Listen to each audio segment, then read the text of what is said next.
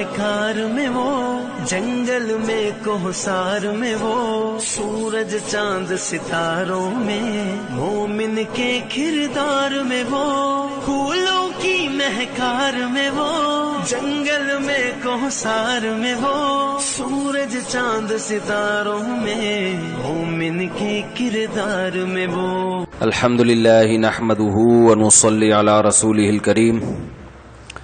آج انشاءاللہ 21واں اور 22واں پارہ، اس کی کچھ منتخب آیات ان پہ درس دوں گا۔ اللہ تعالیٰ صحیح طرح سے کہنے کی، سننے کی، سمجھنے کی اور عمل کی توفیق عطا فرمائے۔ آواز آ رہی ہے سب کو صاف؟ 21واں پارہ جو شروع ہوتا ہے، اتلو ما اوحی الیک من الکتاب واقم الصلاۃ ان الصلاۃ تنہی عن الفحشاء والمنکر۔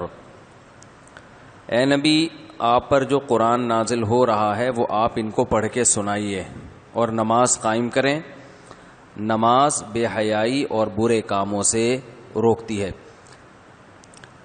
جب میں بیان کرتا ہوں نا تو میں لوگوں سے کہتا ہوں سمٹ کے بیٹھیں، تو آج میں کہہ رہا ہوں کہ سمٹ کے نہ بیٹھیں، ٹھیک ہے نا؟ احتیاط کریں، ذرا فاصلے سے بیٹھیں، چپک کے نہ بیٹھیں، تھوڑا سائڈ پہ فاصلہ رکھیں، تختی لگا لیں، پیچھے فاصلہ رکھیں۔ یہ بھی لکھوا لیں، تپڑ ہے تو پاس کر ورنہ صحیح ہے نا؟ بسوں میں لکھا ہوتا ہے۔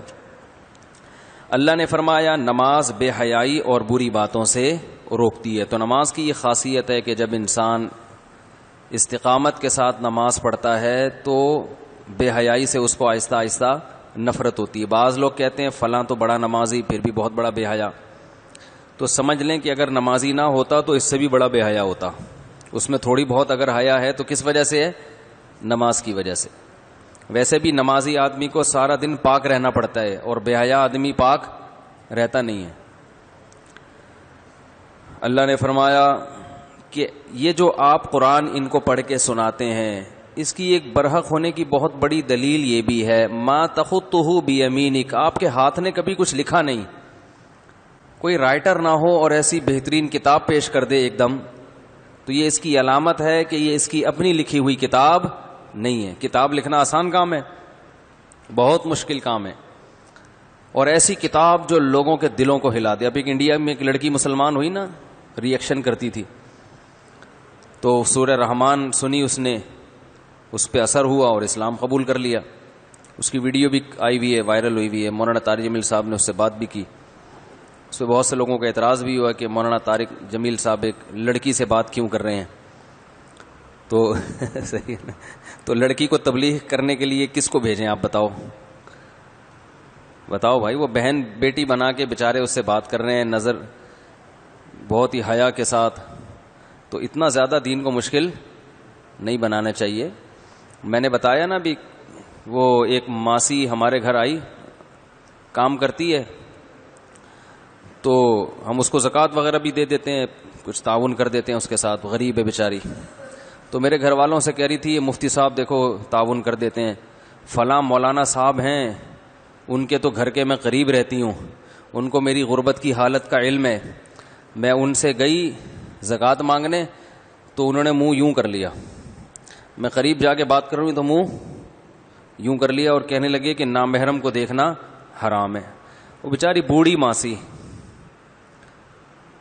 تو یوں کر کے بات کر رہے ہیں۔ پھر میں نے جب زیادہ بات کی، میرے گھریلو حالات جا کے دیکھیں، انہوں نے پھر چپ کرا دیا کہ نامحرم کی آواز کا بھی پردہ ہے۔ یقیناً پردہ ہے نامحرم کی آواز کا۔ کوئی جوان لڑکی بات کر رہی ہو، اس کی آواز سے آپ دلچسپی نہیں لے سکتے، کہہ کے لگا کے فری ہونا اس سے جائز نہیں ہے۔ لیکن اس بیچاری پر ایک ماسی کو قیاس کرنا، اور وہ بھی کسی ضرورت سے آئی ہے، اور ویسے بھی اس بیچاری کو دیکھنے سے کیا بد نظری ہوگی، یہاں دیکھنے کے لیے پتہ نہیں لوگ کیا کیا دیکھ رہے ہیں، اللہ کی پناہ۔ تو مجھے بڑی ہنسی آئی اس ماسی کے انداز پر، کہنے لگی میں جب وہاں گئی تو وہ یوں منہ کر لیا کہ نامحرم کو دیکھنا۔ وہ جو بیچاری گھروں میں ہوتی ہیں نا، تو فتنے، بات یہ ہے کہ نامحرم کو دیکھنا کوئی ضرورت ہو اور فتنے سے انسان محفوظ ہو تو پھر کوئی حرج نہیں ہے۔ نبی صلی اللہ علیہ وسلم کی مجلس میں اگر کوئی خاتون آئی کبھی کوئی بات کرنے کے لیے، تو آپ نے یوں تھوڑی کر لیا کہ نامحرم کو دیکھنا حرام ہے، بات نہیں کرو مجھ سے، چلو یہاں سے، بھاگو یہاں سے۔ بات کی آپ صلی اللہ علیہ وسلم نے۔ ہاں یہ کہ اس میں علماء اس لیے احتیاط کا حکم دیتے ہیں کہ یہاں تک لوگ قناعت نہیں کرتے، وہ بہت زیادہ فری ہو جاتے ہیں، اور پھر جناب وہ گپیں بھی لگ رہی ہیں اور ہاں ہاں ہو بھی چل رہا ہے، جیسے آج کل مارکیٹ میں چل رہا ہے. آپ کی کلیگ ہے، آپ کے ساتھ جاب کرتی ہے، ٹھیک ٹھاک فری ہو رہے ہیں، جب بھی جا رہے ہیں اس کو. ایک خاتون یہاں جاب کرتی تھی، تو وہ لانڈھی ان کا کہیں آفس تھا، ناظم آباد سے لانڈھی کتنا دور ہے، تو انہوں نے بتایا کہ میں جب بھی جا رہی ہوتی نا 15-20 آدمی آ رہے ہوتے ہیں کہ لفٹ آپ ہمارے ساتھ چلیں. ٹھیک ہے نا، آپ کس کے ساتھ چلیں؟ تو یہ نیتیں خراب ہوتی ہیں. لیبل خدمت کا لگا ہے اور نیتیں خراب ہیں. کیونکہ بھائی اگر اتنا ہی شوق ہے تو اور بھی تو 8-10 بوڑھے آپ کو نظر آئے ہوں گے نا راستے میں، بیچارے پیدل جا رہے ہوں گے، ان کو تو کبھی کسی نے نہیں کہا کہ انکل آپ ہمارے ساتھ چلیں. تو انٹیوں کے پیچھے لفٹ دینے کے لیے پڑے رہتے ہیں. لیکن اگر کوئی واقعی بری نیت نہیں ہے، کوئی واقعی خدمت کر رہا ہے، تو اس میں تو بھائی کوئی حرج نہیں ہے، بلکہ ثواب کی بات ہے. ہاں فتنے سے انسان محفوظ ہو. یعلم خائنۃ الاعین، اللہ آنکھوں کی خیانت کو بھی جانتا ہے. وما تخفی الصدور، اور سینوں کے بھیدوں کو بھی جانتا ہے اللہ تعالیٰ. تو ان مولانا صاحب کا بہرحال تقویٰ ہے کہ وہ احتیاط کر رہے ہیں، لیکن اتنا زیادہ جب آپ دین کو بھیانک بنا دیں گے، وہ تو چلیں اپنی لحاظ سے جو کر رہے ہیں وہ تقوی کی بیس پہ ہی کر رہے ہیں، اللہ ان کو اس کا اجر دے گا. لیکن اتنا جب بنا دیں گے تو لوگ دین پہ آئیں گے نہیں. پھر اب وہ بیچاری ماسی ہے بھائی، اس کی مدد کرو. ایک دفعہ بائک پہ جاتے ہوئے خاتون نیچے گر گئیں، لڑکی تھی، تو ہمارے دوست احباب کچھ کھڑے ہوئے تھے، انہوں نے جا کے مجھے آ کے بتایا. انہوں نے وہ بیچاری چیخیں مار رہی ہے، ایکسیڈنٹ ہوا ہے، تو اس کو اٹھانا ہے نا. تو انہوں نے کہیں اٹھا دیا، مدد کی اٹھانے میں، اور کہیں بھی ایمبولینس میں ڈالا یا کیا کیا. اب آ کے کہہ رہے ہیں کہ میں نے کسی کو بتایا، کسی مولانا صاحب کو، تو انہوں نے کہا نامحرم کو آپ نے ہاتھ کیوں لگایا؟ تو میں نے کہا وہ بیچاری کو وہاں تڑپنے دیں، پتہ چلا کوئی دوسرا ٹرک آ کے نامحرم کو کچلتا ہوا چلا جائے. روڈ پہ اس کو تڑپنے دیں تو نامحرم کو کچلنے کا گناہ نہیں ہوگا. تو ایسی ضرورت میں میرے بھائی احتیاط کے ساتھ اپنی بہن سمجھ کے اس کو اس کی مدد کرنی چاہیے. تو بہرحال میں یہ آیتیں کہ آپ کہاں سے کہاں بات چلی جاتی ہے. تو نبی صلی اللہ علیہ وسلم کے ہاتھ نے کبھی کچھ لکھا نہیں. اللہ فرماتے ہیں تو رائٹر نہیں ہے. اچانک ایک ایسی کتاب جس سے لوگوں کے دل تبدیل ہو گئے. حضرت عمر بن خطاب جیسا سخت دل کیسے پگھل گئے وہ قرآن کی آیتیں سن کے. اور واقعی ایسا ہی ہوتا ہے. تو وہ ہندو لڑکی مسلمان ہوئی، ماشاءاللہ، اللہ تعالیٰ اس کے اسلام کو قبول کرے. تو اگر مولانا طارق جمیل صاحب اس کو اپریشیٹ نہ کرتے، فون کر کے تو نامحرم ہو، صحیح جیسے سناتے اس کو ٹھیک ٹھاک، وہ کہتی بھائی ہم واپس جا رہے ہیں. تو آہستہ آہستہ تمیز سے آرام آرام سے سمجھایا جاتا ہے، اسٹیپ بائی اسٹیپ. دیکھو نبی صلی اللہ علیہ وسلم کی خدمت میں ایک شاعر آئے. آپ صلی اللہ علیہ وسلم نے جب مکہ فتح کیا نا، تو آپ نے حکم دیا تھا، بعض اسلام دشمنوں کا نام لے کے حکم دیا تھا کہ ان کو جہاں پاؤ قتل کر دو. اصل تو یہ تھا کہ فتح مکہ میں آپ نے سب کو معاف کر دیا.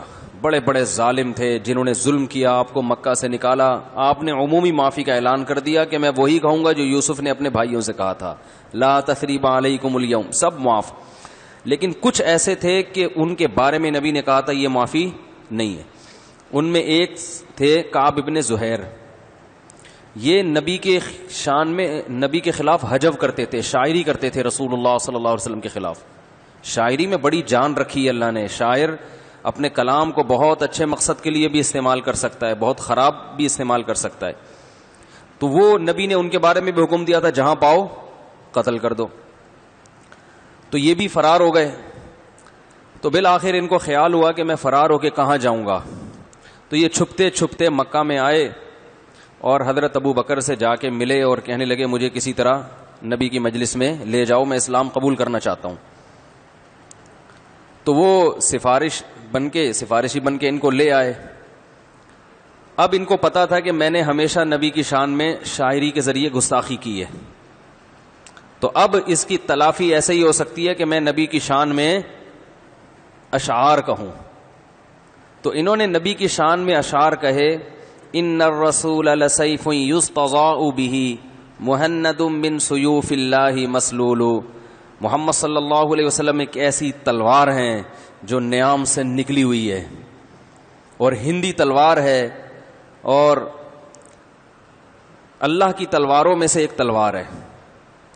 یعنی یہ بتانا چاہ رہے تھے کہ ایک ایسی تلوار ہے اللہ کی تلوار کہ دیکھو اب تک میں اسلام قبول نہیں کیا میں نے, لیکن آج میں بھی مجبور ہو کر اسلام کے حلقے میں داخل ہو رہا ہوں. ایسی پاورفل تلوار اللہ نے آپ کو بنایا ہے. یہ بڑی عظمت تھی اسلام کی کہ بھائی ساری زندگی ہم مقابلہ کرتے رہے مگر آج ہم نے بھی ہتھیار ڈال دیں. تو آپ ایسی اللہ کی تلواروں میں سے ایک تلوار ہیں. نبی کے دونوں پہلو ہیں. ایک آپ کے اخلاق کریمہ ہیں کہ کبھی چیختے چلاتے نہیں تھے, بازاروں میں شور و شغب نہیں تھا, ایسے پیارے اخلاق. لیکن ایک طرف آپ کا پہلو کیا ہے, آپ ایک جنگ کے کمانڈر بھی ہیں, لڑائیاں لڑی ہیں آپ نے. اور مکہ جب فتح ہوا تو آپ صلی اللہ علیہ وسلم نے لوہے کی زرہ پہنی ہوئی ہے. آج یا تو اتنے میٹھے بنتے ہیں کہ دل کرتا ہے کہ اس کو چائے میں ڈبو کے کھا جاؤ, اتنے میٹھے, اتنے نرم ملائم.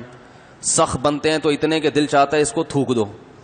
تو دونوں پہلو ہونے چاہیے بھائی, سختی کے موقع پہ سختی, نرمی کے موقع پہ نرمی. ہوتا ہے نا غلو ہے, میٹھے تو اتنے میٹھے میٹھے کہ وہ کچھ بھی کر لو حضرت جی کے ساتھ, حضرت کو غصہ ہی نہیں آتا. یہ نارمل آدمی تھوڑی ہوتا ہے جس کو کبھی غصہ نہ آئے. روب بھی ہونا چاہیے. انسان کی دونوں پہلو ہیں, روب بھی ہو, محبت بھی ہو. آپ حضرت مفتی تقی عثمانی صاحب کو جانتے ہیں, کتنے میٹھے ہیں, لیکن اتنے نہیں ہیں جتنے آپ سمجھتے ہیں. آپ اگر ان سے بے وقت ملاقات کے لیے جائیں, کوئی بےہودہ سوال پوچھیں تو وہ جواب نہیں دیتے. 2-3 دفعہ پوچھیں گے, غصے کے آثار ان کی پیشانی پہ ظاہر. کیونکہ جتنے بڑے لوگ ہیں نا, اگر یہ اتنے میٹھے بن جائیں تو پھر تو ان دنیا میں کوئی کام کر ہی نہیں سکتے. ہم نے دیکھا ہے, حضرت کو غصے میں بھی دیکھا ہے, تو اس وقت ہم کہتے ہیں بھائی ذرا احتیاط کرو بھائی, ٹھیک ہے نا. تو نرم پہلو بھی ہونا چاہیے اور سخت پہلو بھی ہونا چاہیے. کیونکہ لوگ, اصل تو یہی ہے کہ نرمی ہے اسلام میں, لیکن ہر آدمی شرافت کی زبان سمجھتا نہیں ہے. بہت سے لوگ شر اور آفت کے ذریعے کنٹرول میں آتے ہیں. تو نبی صلی اللہ علیہ وسلم کا یہ پہلو بھی تھا. فتح مکہ دیکھو حجو کر رہے تھے نبی کے خلاف نا, ایک پروپیگنڈا کھڑا کیا ہوا تھا. مکہ میں جب آپ فاتحانہ انداز میں داخل ہوئے, وہی عرب جو بلال حبشی کو ریت پہ لٹاتے تھے, وہی جو خباب ابن ارت کو انگاروں پہ لٹاتے تھے, آج وہ سارے کے سارے ہتھیار ڈال کر رحم کی بھیک مانگ رہے ہیں. اور آپ صلی اللہ علیہ وسلم جنگی ٹوپی اتار رہے تھے. کسی نے آ کے بتایا کہ ابن خطل بیت اللہ کا غلاف پکڑ کے معافی مانگ رہا ہے. آپ نے فرمایا وہیں اڑا دو گردن اس کی. یہ آرڈر دے رہے ہیں آپ, صحیح ہے نا, جنگی ٹوپی اتارتے ہوئے. رحمت للعالمین کا آرڈر کیا ہے, وہی مار دو گردن اس کو, یہ قابل معافی نہیں ہے. تو یہ بھی ایک پہلو ہے. تو اب کعب بن زہیر جب نبی صلی اللہ علیہ وسلم کے پاس آئے تو ان کو پتا تھا کہ بھائی اب میں مسلمان, تو یقین بھی ہو گیا تھا کہ یہ دین برحق ہے, نہ ہوتا تو اللہ اتنی مدد تھوڑی کرتا. اب اسلام قبول کرنے کے لیے نبی کی تعریف شروع کی, ان الرسول لسیف یستضاء بہ, رسول ایک ایسی تلوار ہیں جس کے ذریعے اسلام کی روشنی دنیا میں پھیل رہی ہے. مہند من سیوف اللہ مسلول, ہندی تلوار ہے, اللہ کی تلواروں میں سے ایک تلوار ہے اور نیام سے نکلی ہوئی ہے, نیام میں گئی نہیں ہے. تو یہ بات کہنے سے پہلے انہوں نے جو شاعری کی ہے, عرب کی عادت تھی کہ جب بھی شاعری شروع کرتے تھے تو اصل مدعا بیان کرنے سے پہلے اپنی معشوقہ کا تذکرہ کرتے تھے شاعری میں, یہ ان کا کلچر تھا. تو کعب بن زہیر جب آئے نبی کے پاس تو انہوں نے اسی کلچر کے حساب سے پہلے اپنی معشوقہ کا تذکرہ شروع کر دیا, ٹھیک ہے نا. اسلام نے اس کلچر کو ختم کیا. اسلام نے کہا جب بھی کوئی خطبہ شاعری ہوگی پہلے اللہ کی حمد و ثنا, الحمدللہ نحمدہ ونصلی علی, یہ اسلام نے اس کا متبادل دیا کہ بھائی اللہ کی تعریف کرو. لیکن عرب میں یہ کلچر تھا. تو ابھی تو بیچارے نئے نئے مسلمان ہو رہے ہیں نا, ان کو تھوڑی ایک دم سمجھ میں آئے گا کیا صحیح ہے کیا غلط. تو انہوں نے بیٹھتے ہی اپنی محبوبہ کی معشوقہ کی تعریفیں شروع کر دی. بان السعاد فقلب اليوم مبتول متیم اسرہا لم یفت مقبول. سعادہ چلی گئی, سعادہ نام تھا ان کی محبوبہ, اور میرا دل ٹکڑے ٹکڑے ہے. اب سید الانبیاء سرور کائنات کی محفل میں بیٹھ کر کیا ہو رہا ہے بھائی, اپنی معشوقہ کی باتیں. کلچر تھا. بان السعاد, سعادہ چلی گئی, فقلب اليوم مبتول, میرا دل ٹکڑے ٹکڑے ہے, متیم اسرہا, میرا دل اس کے پیچھے پیچھے چلا گیا, سینے سے نکل گیا, لم یفدا, اور اس کے بدلے میں کوئی دوسرا دل بھی نہیں آیا سینے میں, اب دل لیس گھوم رہا ہوں میں, صحیح ہے نا, بغیر دل کے گھوم رہا ہوں. نہیں یار یہ تو سمجھ میں, بیان سمجھ میں نا, یہ والی باتیں تو بہت اچھی طرح کیا خیال ہے, آپ بول رہے ہیں یار یہ ہماری عکاسی کر رہے تھے وہ تو. اور آگے کہہ رہے ہیں کہ لَكِنَّهَا خُلَّةٌ قَدْ سِيقَ مِن دَمِهَا فَجْعٌ وَوَلْعٌ وَإِخْلَافٌ وَتَبْدِيلٌ. یہ ایک ایسی دوستی ہے جس کے خون میں گرگٹ کی طرح رنگ بدلنا, جھوٹ بولنا اور ملمہ سازی, یہ اس کے خون میں شامل. یہ شاعروں کے ہاں نا محبوبہ کی تعریف ہوتی ہے کہ جھوٹ بولتی ہے, ٹائم پہ آتی نہیں ہے اور دھوکہ دیتی ہے. یہ محبوبہ کی تعریف میں کہتے ہیں, کیونکہ جو محبوبہ جو ٹائم دیا فوراً پہنچ جائے, جو وعدہ کیا پورا کر کے دکھائے, اس کا مطلب اس محبوبہ کے پاس کرنے کے لیے اور کوئی کام بولو بھائی ہے نہیں, یہ تو فالتو ہے. محبوبہ تو نخرے والی اچھی ہوتی ہے نا, ٹائم دیا نہیں آئی, اس کا مطلب اس کے نخرے ہیں. تو یہ شاعروں کا پہلے کلچر, اب بھی ہوتا ہے یہ کلچر ہوتا ہے کہ جھوٹ بولنا. ظالم کہتے ہیں نا محبوب کو, بھائی شاعری میں محبوب کو کیا کہتے ہیں, ظالم بھی کہتے ہیں, قاتل بھی کہتے ہیں. یہ ساری ویسے تو گالیاں ہیں, لیکن شاعری میں یہ خوبصورت ترین القابات ہیں. ظالم نے اس نظر سے دیکھا, کہتے ہیں نا, قاتل نگاہیں. اب قاتل ہو تو یہ تو اچھا تھوڑی ہے پھر, لیکن کہتے ہیں نگاہیں اگر قاتل نہ ہو تو پھر کیا فائدہ ظالم نہ ہو تو کیا فائدہ. تو وہ نبی صلی اللہ علیہ وسلم کے سامنے اپنی محبوبہ کا تذکرہ, لیکن آپ صلی اللہ علیہ وسلم نے انہیں کچھ بھی نہیں کہا کہ بھئی ابھی آئے ہیں دین پر, اسلام میں داخل ہوں گے, ہمارے کلچر سے مانوس ہوں گے, آہستہ آہستہ آ جائیں گے. جب بھی شاعری ہوگی تو پہلے اللہ کی تعریفیں کریں گے, ابھی آنے دو. ہم ہوتے ہم وہیں سے اٹھ کے سر قلم کر دیتے کہ ایک تو تم ویسی واجب القتل تھے, اوپر سے نبی کی محفل میں بیٹھ کے اپنی معشوقہ کی باتیں تم نے شروع کر دی, یہ کون سا طریقہ ہے. تو آپ صلی اللہ علیہ وسلم کا ظرف دیکھیں, شاعری کرتے جا رہے ہیں, آپ سنتے جا رہے ہیں, یہاں تک کہ جب پہلا شعر پھر نعتیہ کلام پڑھنا شروع کیا نا, ان الرسول لسیف یستضاء به مہند من سیوف اللہ مسلول. لیکن الرسول کہا یا ان الرسول کہا, لیکن رسول وہ ایک ایسی تلوار ہے جس کی روشنی پوری دنیا میں پھیل رہی, جس کی چمک سے پوری دنیا میں ہدایت کی روشنیاں پھیل رہی ہیں. جب یہ الفاظ کہے نا کہ یہ تو دیکھو تلوار کے زور سے مکہ فتح ہوا, جب کسی فوج کی بہادری کی تعریف دشمن کرے تو فوج کے کمانڈر کے کیا جذبات ہوں گے نا. بھائی کیا ہو گیا, وہ پہلے والا شعر تو سمجھ میں آ رہا تھا, اب یہ والا نہیں آ رہا. پہلے والے پہ دیکھ رہا تھا بڑے کھلے سے چہرے ہو رہے تھے. جب کوئی فوج لڑائی کے ذریعے کسی علاقے کو فتح کرے اور دشمن کہے گا اس کا کمانڈر بہادری سے لڑائے, تو وہ فوج کے جو کمانڈر ہوگا نا اس کے جو جذبات ہوں گے وہ میں اور آپ نہیں سمجھ سکتے. یہ وہی سمجھ سکتا ہے جس نے جنگیں لڑی ہوں. ادھر نبی صلی اللہ علیہ وسلم فاتحانہ انداز میں تلوار زمین پہ رکھ کے بیٹھے ہوئے ہیں, اور یہ آ کے آپ کی, یہ دشمن میں تھے نا, یہ تعریف کر رہے ہیں کہ ایسی تلوار ہے جس کی روشنی چمک رہی ہے. تو جب یہ شعر انہوں نے پڑھا ہے آپ صلی اللہ علیہ وسلم کو اتنا اچھا لگا, اتنا یہ شعر سن کے آپ کو خوشی ہوئی کہ آپ نے اپنی چادر فوراً اتاری اور ان کو ہدیہ دے دی. اور اس زمانے میں ایک لنگی اور ایک چادر ہوا کرتی تھی. ہمارے فرماتے تھے غالب یہ ہے کہ اس کے علاوہ, لنگی کے علاوہ آپ کے جسم پہ اور کوئی چادر نہیں تھی. اتنے خوش ہوئے نا یہ شعر سن کے کہ وہ چادر اتار کے آپ صلی اللہ علیہ وسلم نے کہا قتل کا آرڈر کہ بھئی سب کو قتل, جو خاص لوگ ہیں ان سب کو قتل کرو, ان کے قتل کا آرڈر ہے. لیکن آپ صلی اللہ علیہ وسلم یہ شعر سن کے اتنا خوش ہوئے کہ اپنی چادر اتار کے آپ نے ان کو دے دی, گفٹ دے دی ان کو. نبی کی چادر کی ان کی نظر میں کھربوں روپے کی ویلیو تھی. آج کوئی کرکٹر اپنا بلہ بیچ رہا ہوتا ہے, کروڑوں روپے لگ جاتے ہیں اس کے. تو دیکھو اس زمانے میں نبی کی صحابہ تو محفوظ رکھتے تھے نبی کے بال, نبی کی چادریں. جو آج کل منہ مبارک دکھائے جا رہے ہیں وہ نہیں ہے. کہیں آپ کے اچھا ہوں بھی دبئی میں سنا ایک جگہ دکھائے جا رہے تھے, یہ وہ نہیں ہے. لیکن صحابہ بڑے اہتمام سے رکھتے تھے. تو بتانا میرا مقصد یہ تھا کہ بھئی ایک نیا دین پر آیا ہے, نئے مسلمان ہوئے ہیں, تو تھوڑا سا ظرف ایک دم ہم کیا کرتے ہیں فتوے لگانا شروع کر دیتے ہیں. تو اس سے تو دین میں داخلہ کیا ہو جائے گا, بولو نا بھائی, بند ہو جائے گا. ٹھیک نا. جنید جمشید بیچارہ گلوکار تھا, توبہ کر کے ادھر آ گیا.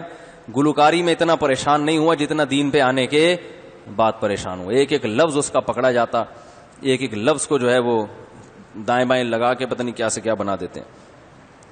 تو اللہ تعالیٰ نے ارشاد فرمایا کہ اے نبی آپ کسی کتاب کے رائٹر نہیں ہیں, آپ نے تو ایک لفظ بھی کبھی ہاتھ سے نہیں لکھا, تو یہ اتنا بڑا قرآن جو آپ نے پیش کر دیا. اذا لارتاب المبطلون, اگر آپ پہلے سے مصنف ہوتے, کوئی رائٹر ہوتے تو ان کو شک کرنے کی گنجائش ہوتی. آپ نے تو کبھی کوئی کتاب لکھی نہیں, لکھنا پڑھنا نہیں جانتے, الف اور با کا فرق نہیں جانتے, تو آپ کے ذریعے سے ایسی کتاب پیش کر دینا جس سے لوگوں کے دل ہل جائیں, یہ اس کی علامت ہے کہ یہ آپ کا کلام نہیں ہے بلکہ یہ اللہ کا کلام ہے. اللہ اکبر. اسی صورت میں اللہ تعالیٰ نے اپنی نشانیاں بیان کی. وَمِنْ آیَاتِهِ أَنْ خَلَقَكُم مِّن تُرَابٍ, اسی کی نشانیاں ہیں کہ اس نے تمہیں مٹی سے بنایا. ثُمَّ إِذَا أَنْتُمْ بَشَرٌ تَنْتَشِرُونَ, انسان بن کے زمین میں پھیلتے ہو, دوڑتے چلتے پھرتے ہو. مٹی کے بنے ہوئے پتلے ہیں جو زمین میں دوڑ رہے ہیں. ایک روبوٹ کتنی پیچیدہ مشین ہے, کوئی یہ کہہ سکتا ہے کہ یہ خود سے بنائے؟ تو انسان زیادہ پیچیدہ یا روبوٹ؟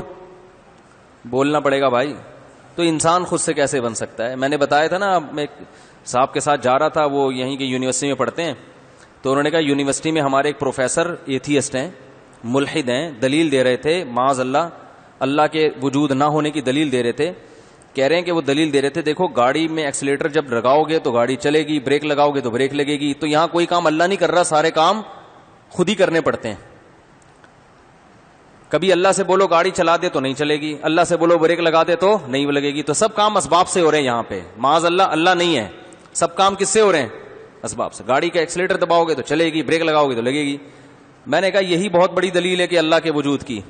گاڑی جب چلنے میں ایکسیلیٹر کی محتاج ہے, بریک جب تک بریک لگاؤ گے نہیں لگے گی, تو یہ گاڑی خود سے بن کیسے گئی؟ کوئی بنانے والا ہوگا تو بنے گی, بغیر بنانے والے کے نہیں بنے گی. اور جب یہ گاڑی بنانے والے کے بغیر نہیں بن سکتی, تو اتنی بڑی کائنات جس میں گاڑیاں بھی ہیں, ٹرینیں بھی ہیں, جہاز بھی ہیں, دریا بھی ہیں, بارش کا نظام بھی ہے, یہ پوری کائنات, اور انسان جو گاڑی سے زیادہ پیچیدہ مشین ہے. جاپان کے سائنسدانوں نے گاڑیاں بنا دی, اب تک انسان نہیں بنا سکے.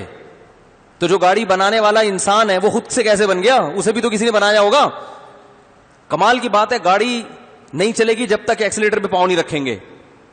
اور انسان یعنی گاڑی ایک کنڈیشن سے دوسری کنڈیشن میں چینج ہونے کے لیے سبب کی محتاج ہے, بننے میں سبب کی محتاج نہیں ہوگی کیا؟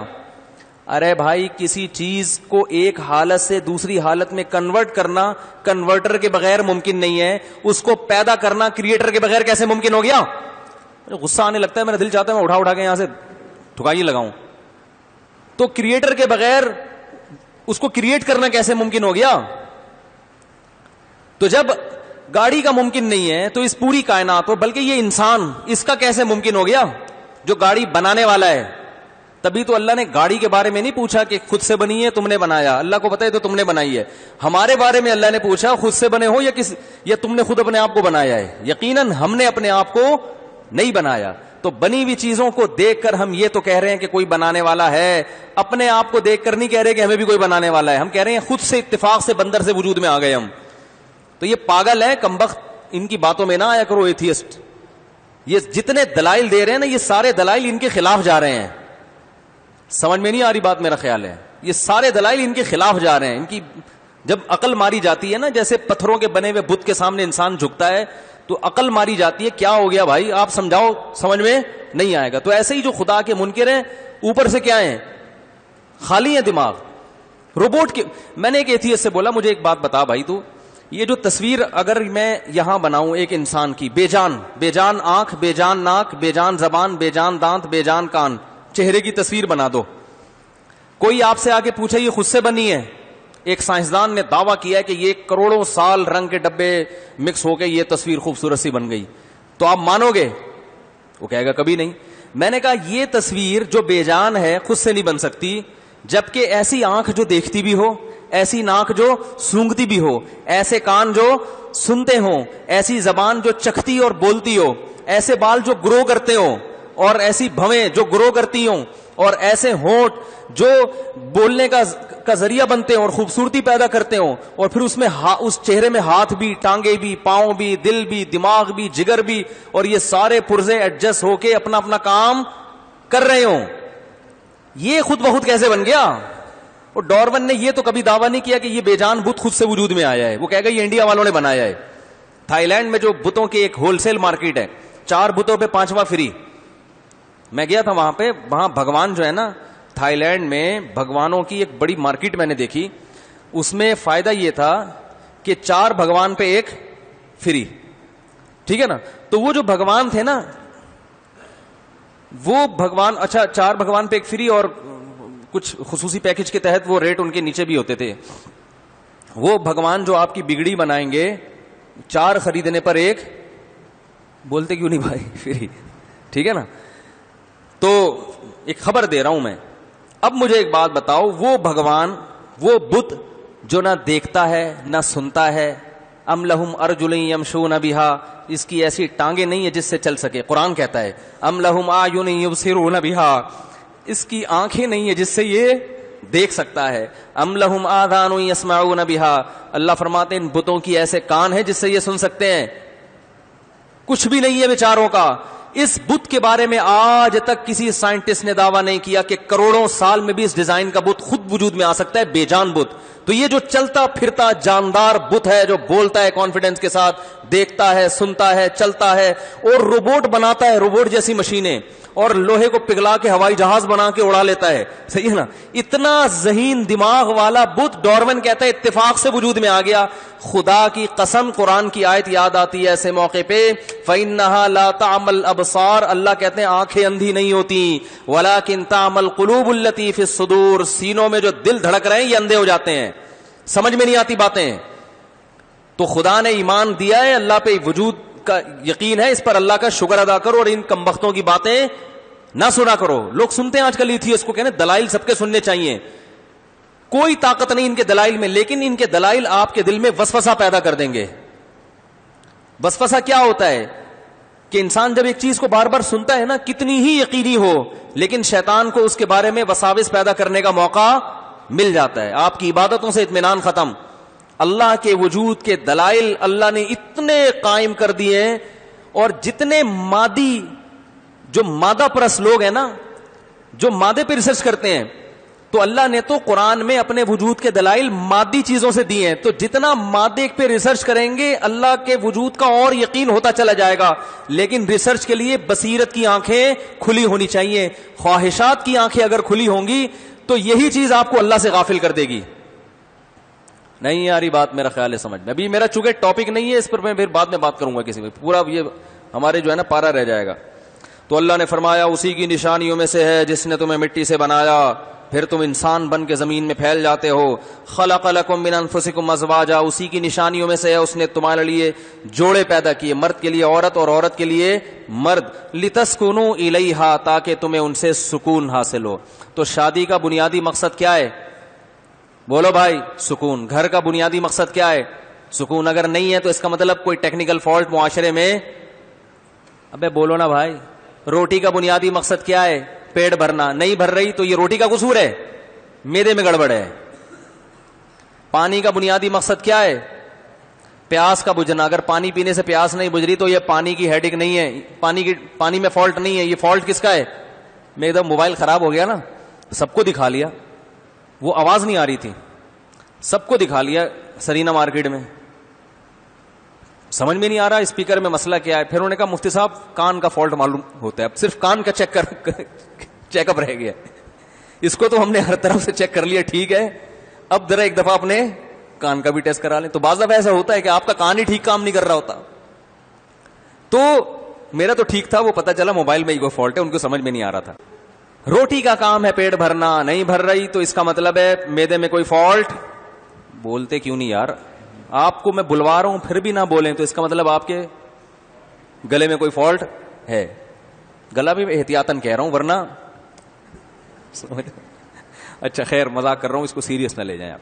تو اللہ نے بتایا کہ مقصد کیا ہے؟ سکون. سکون نہیں مل رہا، نہ میاں کو مل رہا ہے نہ بیوی کو مل رہا ہے. اس کا مطلب معاشرے میں کوئی فالٹ ہے. وہ فالٹ بڑا کیا ہے؟ ایک دوسرے کے حقوق کا پتہ ہی نہیں ہے، پتہ ہی نہیں. اس پہ میرا کلپ ہے، پورے ڈیٹیل سے میں نے بیان کیا، دوبارہ سن لینا. پتہ ہی نہیں ہے عورت کو کہ میرے حقوق کیا ہیں, میں نے کیا حقوق دینے ہیں کیا لینے ہیں. شوہر کو بھی پتہ نہیں میں نے کیا حقوق دینے کیا حقوق لینے ہیں, کہاں تک میری باؤنڈری ہے حقوق کی. بس جو جس کا بس چلتا ہے وہ حقوق گھسیٹنے میں لگا ہوا ہوتا ہے, ٹھیک ہے نا. اور علماء کو بیچ میں ڈالنے کے لیے تیار نہیں ہوتے. جب آپ علماء کو مذہب کو سائڈ پہ لگائیں گے تو مذہب کے علاوہ آپ کو گائیڈنس دنیا میں کہیں بھی نہیں ملے گی, کیونکہ پھر کلچر آپ کو گائیڈ کرے گا. تو کلچر تو الٹی الٹی چیزیں گائیڈ کر رہا ہوتا ہے. کلچر ہندوؤں کا یہ کہتا ہے جہیز کیوں نہیں لائی, تو ساس کا حق ہے کہ بہو کو تانے دے. کلچر تو یہ کہہ رہا ہے نا بھائی, کلچر کہہ رہا ہوتا ہے کہ ہماری یہ پرمپرا ہے, ہماری یہ دستور ہے کہ جب بہو گھر میں آئے گی تو 21 دیور بھی گھر میں ہوں تو سب کے کپڑے وہی استری کرے گی. تو پھڈے تو ہوں گے نا. پھر آج کل کی بہویں وہ 25-30 دیور ہول سیل کے حساب سے, چچا زاد بھائیوں کو بھی دیوروں کی فہرست میں, وہ 18 روٹیاں پکا رہی ہے ایک بہو گھر میں روزانہ. مجھے اطلاع ملی 18 روٹیاں.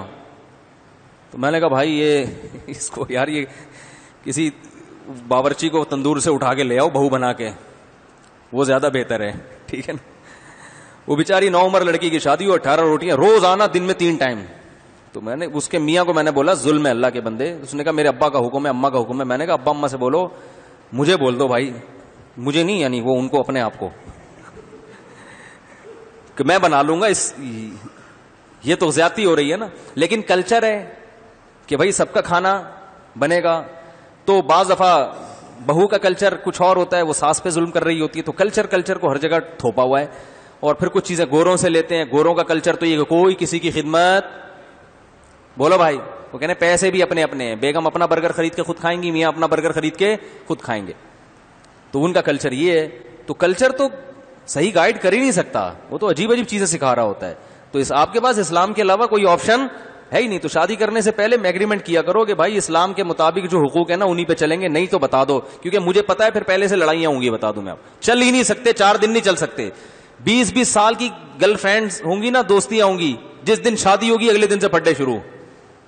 سمجھ رہے ہو. لوگ کہتے ہیں کہ یار پہلے انڈرسٹینڈنگ ہو جائے, اب دیکھیں اچھی طرح پرکھ لیں, پرکھ لیا سب کچھ جو ہے نا, وہ گپ شپ لگا لی, پورا اندازہ ہو گیا, اس کے بعد شادی کے اگلے دن سے ہی کیا پھڈے. تو اس لیے وہ ہو ہی نہیں سکتا. تو اللہ نے فرمایا لتسکنوا الیہا وجعل بینکم مودۃ ورحمۃ, اور اللہ نے تمہارے درمیان یعنی میاں بیوی کے درمیان بہت زیادہ محبت اور رحمت رکھ دی. مودہ چھوٹی محبت کو نہیں کہتے, بے پناہ محبت. تو اللہ کہہ رہے ہیں میاں بیوی میں تھوڑی محبت نہیں ہوتی, بے پناہ محبت ہوتی ہے. رحمت بھی, رحمت کا مطلب ایک دوسرے کا خیال رکھنے کا جذبہ بھی. یہ کس نے پیدا کیا ہے؟ بولتے کیوں نہیں بھائی, اللہ نے کیا. اس لیے کہہ رہے ہیں کمبختو شادیاں کر لی, جتنے کمارے چھڑے چھاڑ بیٹھے ہیں نا, شادی کرو تو تمہیں محبت بھی ملے گی اور رحمت بھی ملے گی, اور تم بھی اسے محبت دو گے, رحمت دو گے. پھڈے تو تھوڑے بہت تو ہر جگہ چلتے ہیں, تو مسلمانوں میں بھی ہوتے ہیں. اتنے زیادہ جو آج کل قاتلانہ لڑائیاں ہو رہی ہیں نا, یہ ڈینجرس ہے. یہ اس کا مطلب ہے کہ حقوق کا تعین ہی نہیں ہے. تو اللہ نے فرمایا وَمِنْ آیَاتِهِ خَلْقُ السَّمَاوَاتِ وَالْأَرْضِ, اسی کی نشانیاں ہیں آسمانوں اور زمین کا بنانا. یہ خود سے نہیں بنا. وَاخْتِلَافُ أَلْسِنَتِكُمْ وَأَلْوَانِكُمْ, تمہاری زبانوں اور رنگوں کا اختلاف. اللہ کی حکمت نے تقاضا کیا کہ سب کو ایک جیسا نہ بن. دیکھو کبوتر سب سفید ہی ہوتے ہیں, جو ایک خاص نسل ہے نا کبوتروں کی. بعض جانور ایسے پوری دنیا میں ایک ہی کلر کے ہوں گے. ایک یہ شہری کبوتروں کی بات کر رہا ہوں. کبوتر سے ہٹ کے اور مثالیں ہمیں ملتی ہیں. کوے کیسے کلر کے ہوتے ہیں؟ کالے. سفید کوا دیکھا کبھی؟ میں نے نہیں دیکھا اب تک. ہو سکتا ہے ہو, لیکن رپورٹ یہی ہے کہ ابھی تک کوے کی حرکتیں ایسی ہیں کہ کالا رنگ ہی سوٹ کرتا ہے اس کے اوپر, ٹھیک ہے نا. تو لیکن انسانوں کی شکلوں میں اور رنگوں میں اللہ نے بہت اختلاف رکھا. یہ بھی اللہ کی حکمت ہے. افریقہ جائیں, میں تو گیا ہوں افریقہ, اندھیرے میں نظر ہی نہیں آئیں گے. لائٹ گئی تو غائب, اتنے بلیک. صحیح ہے. ادھر جائیں گوروں کے ملک میں, اتنے وائٹ, ایسے سفید کہ روشنی میں نظر نہیں آئیں گے آپ. تو یہ اللہ کی طرف سے. زبانوں میں اختلاف, وہ عجیب بول رہا ہوتا ہے, ایک لفظ سمجھ میں نہیں آ رہا ہوتا کیا بول رہا ہے. تھوڑا سا آگے, ابھی دیکھو پاکستان میں ہی دیکھ لو, کراچی سے آپ باہر نکلو گے, حیدرآباد جاؤ گے, سندھی زبان اسٹارٹ. تھوڑا اور آگے جاؤ گے بالکل خالص سندھی. تھوڑا اور آگے جاؤ گے سرائکی کی آثار شروع. تھوڑا اور آگے جاؤ گے خالص سرائکی. پھر تھوڑا اور آگے جاؤ گے پھر پنجابی زبان. اور آگے جاؤ گے پھوٹوہاری زبان. اور آگے جاؤ گے ہند کو, چند کلومیٹر کے فاصلے پر شروع ہو جاتا ہے ہند کو والے یہ والی زبان نہیں سمجھتے, پنجابی سے بالکل الگ ہے. پھر آگے جاؤ گے پشتو. پھر اور آگے جاؤ گے کوہستانی زبان، پھر اور آگے جاؤ گے گلگتی زبان. اتنا، اور ایک دوسرے کا ایک لفظ نہیں سمجھ رہے ہوتے، لیکن ہر آدمی اپنی بات پوری طریقے سے سمجھا رہا ہے. تو یہ اللہ نے اختلاف پیدا کر دیا، اس میں حکمتیں تھیں. اللہ نے فرمایا وَمِنْ آیَاتِهِ مَنَامُكُمْ بِاللَّيْلِ وَالنَّهَارِ، اسی کی نشانیوں میں سے ہے تمہارا دن اور رات میں آرام کرنا. دیکھو ہماری باڈی جب تھکتی ہے تو باڈی تھکے گی تو ہم کام کرنا چھوڑ دیں گے، لیکن دماغ جب تھکے گا تو اس کو آرام کیسے دیں گے؟ دماغ کا کام ہے سوچنا، تو سوچنا بند کریں گے نا، تو سوچنا بند کرنا اپنے اختیار میں، بولو بھائی نہیں. جسم کے ہر پارٹ کو آرام چاہیے نا، چل کے تھک گئے بیٹھ جاؤں، یہ اختیار میں ہے. دماغ کا کام ہے سوچنا، سوچ کے تھک گئے، سوچنا بند کر دو. تو جیسے ہی سوچنا بند کرو گے اور سوچنا شروع کر دو. اب آپ کہو گے آنکھیں بند کر کے میں نہیں سوچوں، تو آنکھیں بند کر کے جتنے خیالات آئیں گے وہ آنکھیں کھول کے. تو اللہ کہتے ہیں تمہارے جسم کا جو بادشاہ ہے وہ تو دماغ ہے نا، پوری باڈی کو کنٹرول کر رہا ہے. اس کو آرام پہنچانے کے لیے میں تمہارے اوپر نیند مسلط کر دیتا ہوں. نیند اپنے اختیار سے نہیں آتی. تبھی اللہ فرماتے اللہ یتوفی الانفس حین موتها والتی لم تمت فی منامها. اللہ ہے جب تم سوتے ہو تمہاری روح کو کھینچ لیتا ہے. خود سے ہم سو سکتے نہیں ہیں، گولیاں کھا سکتے ہیں پھر بھی سو نہیں سکتے اپنے اختیار سے. کہ تبھی جب سوتے ہیں پتہ چلتا ہے کہ کب آنکھ لگی، پتہ چلتا ہے کب آنکھ لگی. ہم بچپن میں بہت کوشش کرتا تھا یار جب میں سونے لگوں گا ٹائم نوٹ کروں گا کتنے بجے سویا، نہیں پتہ چلتا. تو یہ اللہ کی طرف سے غیر اختیار ہے. پھر جب سو گئے اب کوئی بیٹھ کے لطیفہ سنائے ہنسی نہیں آئے گی، غم کی بات کرے رونا نہیں آئے گا. اللہ فرماتے ہیں وجعلنا نومکم سباتا، تمہارا کنیکشن میں نے دنیا سے کاٹ دیا. 6 7 اور پوستی حضرات سے معذرت کے ساتھ 12 گھنٹے ہمارے ہاں تو یہی ہو رہا ہے، ورنہ 5 گھنٹے بہت ہیں گہری نیند. سو جاتا ہے جب انسان پھر صبح اٹھتا ہے کیسا ایسا لگتا ہے نئی زندگی ملی ہے، دوبارہ پیدا ہوا ہے، کیسا فریش ہو جاتا ہے. فجر کی نماز میں آ کے دیکھو نمازی باتیں نہیں کر رہے ہوتے، آرام سے سامنے منہ کر کے بیٹھے ہوئے ہوتے ہیں، پیچھے مڑ کے دیکھ نہیں رہے ہوتے کہ امام صاحب پہنچے کہ نہیں پہنچے. ظہر میں سارے مڑ کے دیکھ رہے ہوتے ہیں وضو خانے میں. وجہ کیا ہے؟ صبح کو دماغ کیا ہوتا ہے؟ سکون میں، جہاں بٹھا دیا تمیز سے بیٹھ گئے. یہ ہوتا ہے صبح انسان باتیں بھی کم کرتا ہے. فجر میں نا لوگ باتیں نہیں کرتے، کیوں نہیں کرتے؟ دماغ میں سکون ہوتا ہے، خاموش رہنے میں مزہ آ رہا ہوتا ہے. تو یہ سکون جو دماغ کو ملتا ہے یہ نیند کی برکت ہے. ڈاروین نے کیا دعویٰ کر دیا کہ خود سے بنا ہے، ایسا آٹومیٹک سسٹم اس مشین میں لگ گیا کہ اس کو تھکاوٹ کی ضرورت ہے تو نیند مسلط ہو جائے گی ہے بھائی، اور جب وٹامن ڈی کی ضرورت ہے تو سورج کی روشنی آ جائے گی، اور جب خوراک کی ضرورت ہے تو پانی برسے گا، اور زمین سے بیج اور گھٹلی اور دانا پھٹ کے اس میں تناور درخت پیدا ہو. سارے کام آٹومیٹک اور ایک دوسرے سے لنک ہے ان سارے کاموں کا، یعنی ایک دوسرے سے اٹیچ ہیں، اتفاق سے ہوتے تو ایک دوسرے سے ان کا ربط تھوڑی ہوتا. تو اللہ فرماتے ہیں یہ بھی اللہ کی قدرت کی نشانی ہے. نیند بہت بڑی نعمت ہے، جس کو نیند کی لذت چھن جائے اس بیچارے کا حال دیکھو، پاگل ہو جاتے ہیں وہ. کتنا ٹائم رہ گیا بھائی؟ 40 منٹ ہونے میں. اوئے ہوئے یہ ہمارے پیر صاحب ہیں، ان کی طرف سے پابندی ہے 40 منٹ سے زیادہ باتیں کرنے پر. اور اللہ تعالیٰ نے اس صورت میں بہت ساری احکام ہیں، کیا کریں؟ یا تو تھوڑے تھوڑے ہر حکم کو بیان کریں پھر ایک بھی پورا نہیں ہوتا نا، تو بعض احکام ڈیٹیل سے بیان کر دیں وہ زیادہ اچھا ہے بنسبت اس کے کہ ایک بھی حکم ڈیٹیل سے بیان نہ ہو. اس کے بعد 22واں پارہ ہے، اس میں 21ویں پارے میں سورہ لقمان بھی ہے، جس میں اللہ تعالیٰ نے لقمان علیہ السلام کو کا بتایا کہ اپنے بیٹے کو انہوں نے نصیحت کی. ان نصیحتوں میں بہت سی تھی. ایک نماز کو پابندی سے قائم کرو، تو بچوں کو بچپن سے نماز کا عادی بنانا چاہیے. تمیز سے نہ آئیں تو سختی کرنی چاہیے. بھائی مجھے یاد دلانا ہے کتوں کے بارے میں جو میں نے بھی بیان کیا نا، اس سے بہت سے لوگوں کو کمنٹس آئے ہیں اور ایسا لگ رہا ہے کہ میں نے بہت چھوڑو ابھی زیادہ باتیں نہیں کرنا مناسب نہیں ہے. کسی نے لکھا کہ مفتی صاحب نے کتوں کی دم پہ پاؤں رکھ دیا ہے. میں کہہ رہا ہوں کتے زیادہ ہو گئے، گورنمنٹ کو چاہیے ان کو مارے، ان کی نسل کو کچھ کم کرے، کنٹرول کرے. لوگوں کو کاٹ رہے ہیں، بائکوں سے ٹکرا رہے ہیں. تو اس پہ نیچے لوگوں نے کہا اسلام تو رحمت للعالمین ہے، نبی صلی اللہ علیہ وسلم، اور کتوں کے مارنے کا مفتی صاحب حکم دے رہے ہیں. اسلام تو ایک بڑا وسیع مذہب ہے.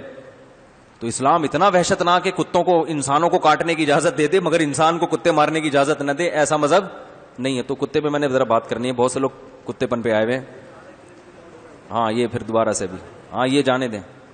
اچھا بھائی, تو یہ میں آیت مکمل کر لوں. تو لقمان علیہ السلام نے اپنے بیٹے سے کہا کہ وَغْضُضْ مِن صَوْتِكَ, اپنی آوازوں کو پس رکھو. تو گھروں میں بچوں کو چیخنے چلانے نہ دیں, اور آہستہ آواز سے خود بھی بات کیا کریں, ان کو بھی عادت ڈالیں. مائیں بچوں کو کہتی ہیں مت چیخو, مگر اتنی زور سے چیخ کے کہتی ہیں کہ بچہ کا ذہن یہی بنتا ہے کہ جب آپ چیخ رہی ہیں مجھے چپ کرانے کے لیے, تو میں نے اگر اس کو چپ کرانے کے لیے چیخ دیا تو کیا ہے.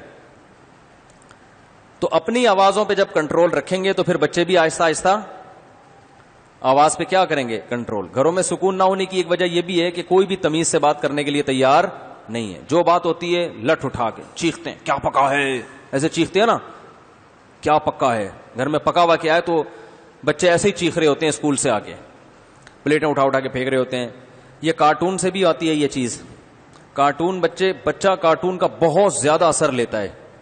اچھے اچھے بچے میں نے تباہ ہوتے ہوئے دیکھے ہیں کارٹون کے ذریعے, کیونکہ کارٹون میں ایک دوسرے کو مار رہے ہیں اور الٹی سیدھی حرکتیں کر رہے ہیں, چھچوری حرکتیں, تو بچہ ویسے ہی بن جاتا ہے وہ. تو بچوں کو عادی بنائیں کہ بھائی بات کرنی ہے تو بولو بھائی ہلکی آواز سے. اور اس کے لیے ضروری ہے کہ آپ بھی اپنے والیوم پہ جب گھر جائیں تو والیوم تھوڑا سا ہلکا کر دیں.